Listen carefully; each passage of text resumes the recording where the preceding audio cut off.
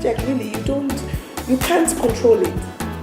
It starts and takes on a life of its own.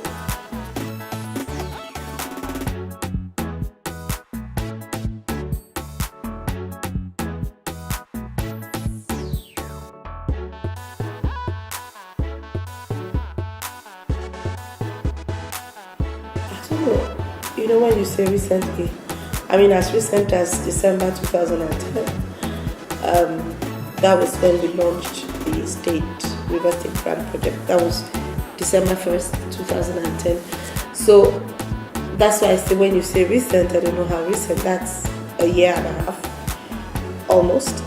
But the point really was that Governor Michi, when he came on board, thought about the idea of changing perception, and like they say, perception is everything. So every time we talked about Port Harcourt or the Niger Delta, all people talked about everything you had with negative connotations. They would think about, first thing of course that everybody think about is militancy.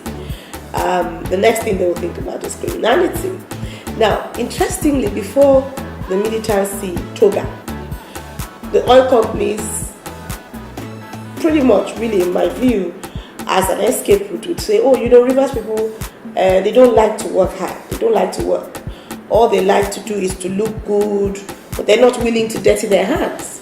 And then you move from they don't want to work hard to a toga of, they're militants, they're aggressive. Now, so how do you move from so much passivity and then suddenly to aggression and violence? But that was what Governor Michi inherited when he became governor. And it was clear to us that if we're going to move investments into River State, if you were going to get people to start associating the state with development, if we're going to kickstart the economy, then you had to do an entire branding project. You had to tell them the real story about what River State is. So in many cases, it was a destination brand. On the one hand, it was also to deal with the perceptions that existed. So, and then, there was the whole idea of the Greater Port Harcourt City, which is really, and the fact that if we're going to build a new city, we needed to bring in people who would help us in building the city. So you would find that in our branding project, there is the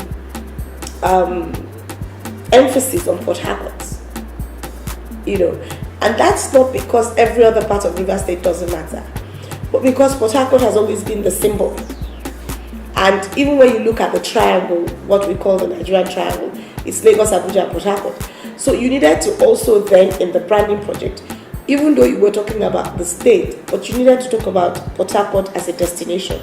Especially, like I said, we're doing the Greater Port Harcourt City. So Port Harcourt became a key icon in our brand project. So if you look at our logo, you would see Port Harcourt, River State.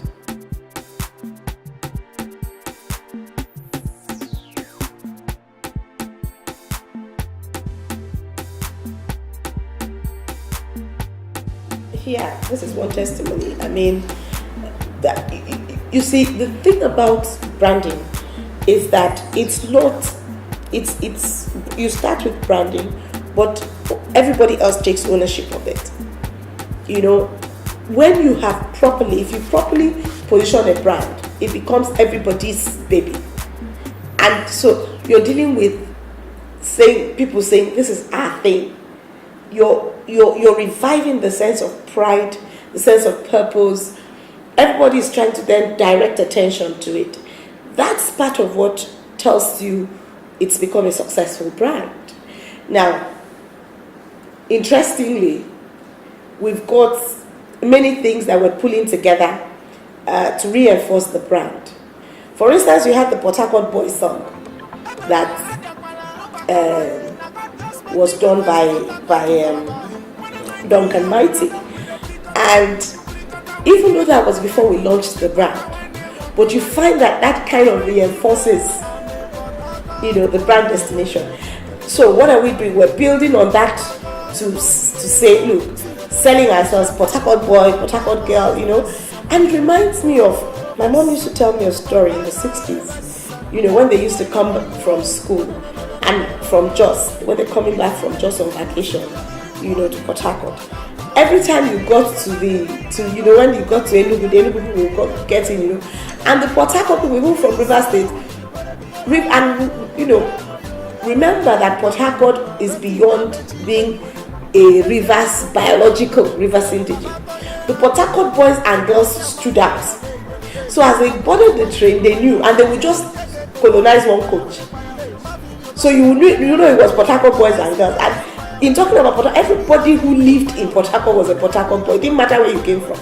Because Port Harcourt, which is 100 years this year, by the way, Port Harcourt was conceived by the whites to be a West African mega city. It was supposed to be a global city.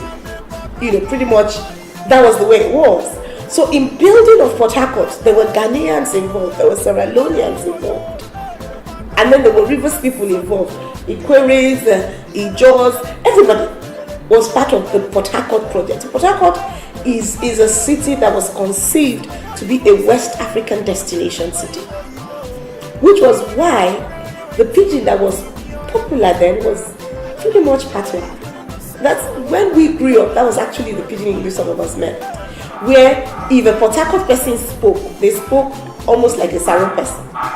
And it was in a sense very distinct from even the Warri pidgin, because the Port Harcourt pidgin was, we like to say, was a little more refined. So when you entered the coach, the Port Harcourt boys and girls stood out. Do you understand? And those are some of the things we're trying to bring back with the River State Brand Project, to say, listen, there are things that always defined Port Harcourt. There are values that were part of this environment, and we need to kind of bring that back. And then there's an economy that had always existed. So that's really the whole point of the River State Brand Project.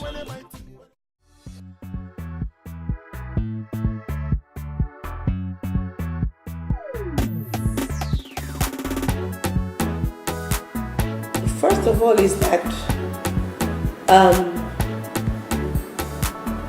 we talked about why we're doing this brand thing, and I thought we said the whole point behind the branding project is the matter of dealing with perception. And how do you deal with perception? The only way to deal with perception is to replace stereotypes with realities. That doesn't happen in a day.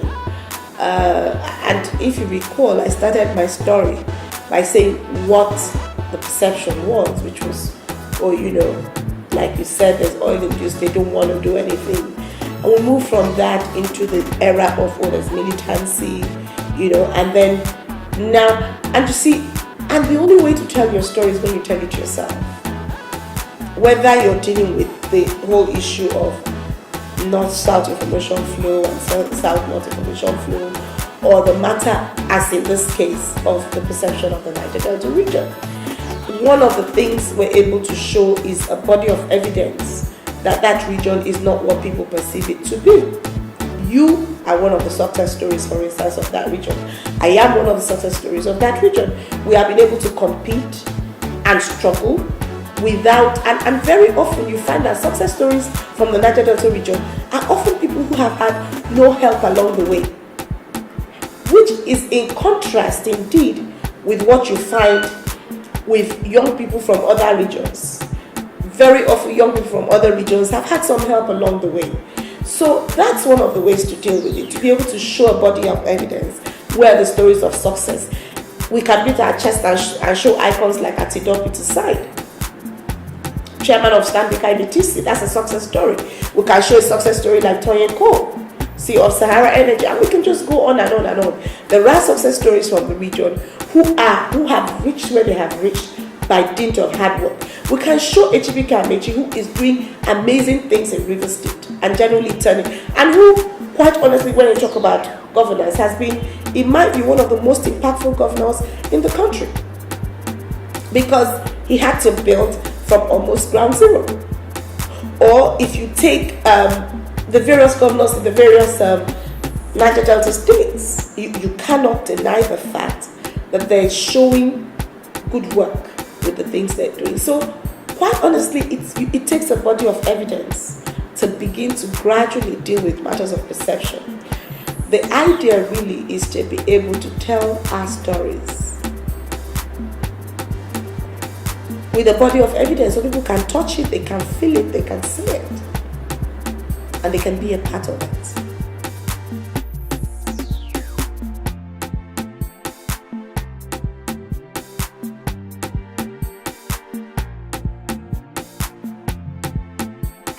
How much you followed, but if you followed, you'll find that River State has been, first, Governor Amechi is, I think, one of the hottest things on the lecture circuit globally, not just in Nigeria, not just in River State. We're almost always getting CDON, requests for lectures. Now that's one of the ways. He's out there, he's talking about his state, he's showcasing his state. That's one of the ways. Now, we've been on several road shows. We just got back from the United States where we went for an agriculture summit by the Corporate Council of Africa. And rising from that means the tractor company is coming to set up in River State. So it is yielding results. People are beginning to hear the stories. People are beginning to see the state in a new light. People are beginning to talk with us, interface with us, and they're seeing a body of evidence that suggests to them things are changing in River State. And the other thing is that your best ambassadors are those who've been here, done business, and gone back to say it's okay to do business there. That's happening more and more. It's not too long ago, I think sometime in March, I believe, River State played host to over ambassadors from across the world. So gradually you're having that story changing. We're seeing more and more people coming in with investments. The Israelis are here to do the fish farm, the Mexicans are here, the Americans are coming in with this tractor company, the British are here. So the Germans are here with the syringe factory. And there is actually, in a manner of speaking, a rush for the black man. So I think that we're seeing gains from telling our story ourselves. We're seeing such gains.